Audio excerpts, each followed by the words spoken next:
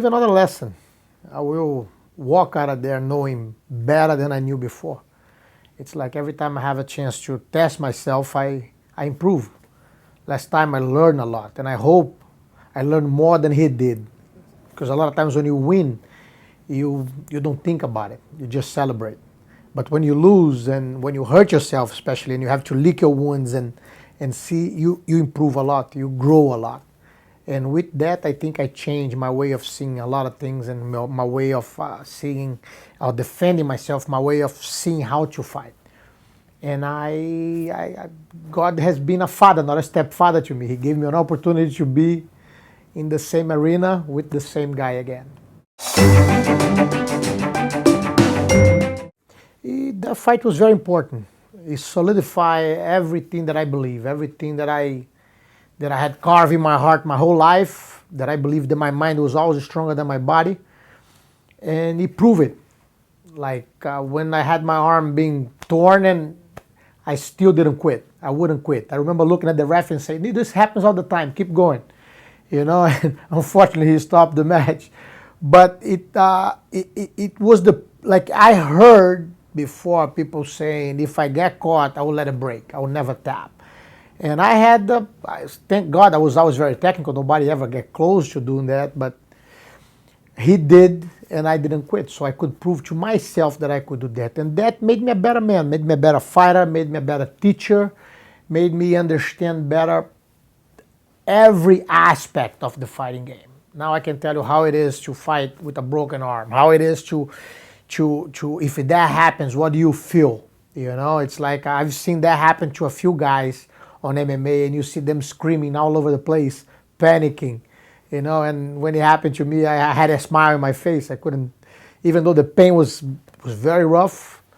I said, how could I get? The only thing that I could thought was, how could I get caught on this? How could this happen? You know.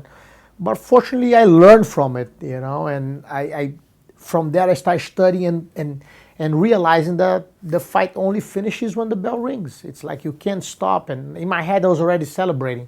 I said, this fight is mine. And, you know, I was winning. I was ahead. And he had no chance of turning that around. That's what I thought. But he did, you know. So that's why it's so important to have a chance to match with him again. I was completely out of shape 3 months ago.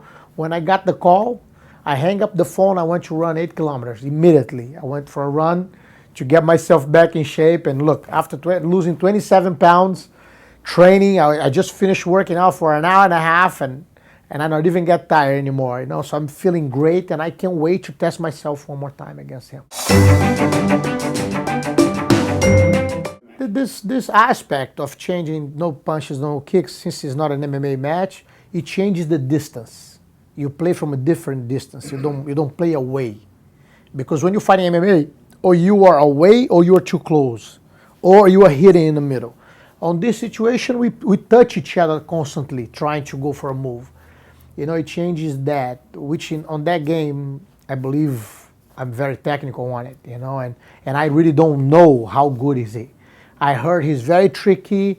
I didn't have been following what he's been doing or how he's been training. I know he's been doing a lot of those pro wrestling matches, and you know. But Sakuraba is a very tricky guy. Like everybody who rode with him felt danger and felt trapped by his finishings. He's a very efficient in what he does, and he's a good jiu-jitsu man. In reality, they may call it catch can or WWE or pro wrestler. He's a jiu-jitsu man, very skilled and with a lot of experience, with a lot of years. I know for sure he improved on these 14 years that since last time we had opportunity to face each other. For sure, I know he improved it, and he's a better fighter too. And I hope he's much better than he was the day that I faced him, because I want to be proud to face a guy who's better now than he was before. You know, I think what forges your career is the enemies that you have a chance to step in the mat with. But at the moment that I got this call, I said, I gotta get in shape. And it was a very important call, because it didn't only trigger my will to fight him, to measure myself one more time against him, but it triggered the will to be back in MMA again. For sure, I have another match with Matt Hughes in September next year in Abu Dhabi in Brazil, and a super fight I'll be doing with him down there in Manaus. And since I have this gap between from now all the way to September, I probably will try to put 2 fights in this little gap. You know, I'll be looking forward to go talk to the guys at the UFC and getting there to trade some blows with the young kids at 155. Basically, I was waking up every day very early, and immediately I would do like an hour. Every day I would do 1 hour bicycle or 45 minutes of running immediately when I woke up. Sometimes at 6 o'clock in the morning, 5:30 in the morning. And then I would go to the academy, train during lunchtime, then back, lift some weights. Back home, I would do the bicycle or the running. If I did the running in the morning, I would do the bicycle at night.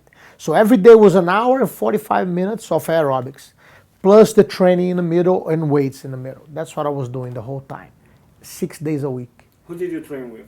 I was training with everybody. My biggest enemy in the mat was my nephew Neyman. We were trying to kill each other. My feet are still sore from the foot locks that he applied, you know. All the time, no gi. All the time, no gi. I was training with a lot of. So in the end, I was training with Gary Tonnen. He's fighting this Metamoris too. I was rolling with him a lot. He just arrived here today, and I was training with all my guys from the New York Academy. But the best was by the end of the third month. Every time I walk in the mat, I see all of them scattering and disappearing. I say, this is a good, that's a good sign. They're all calling me old in the beginning. They're making fun of me. And it was funny because in one of the rolls, after 26 minutes, I did 13 minutes with one.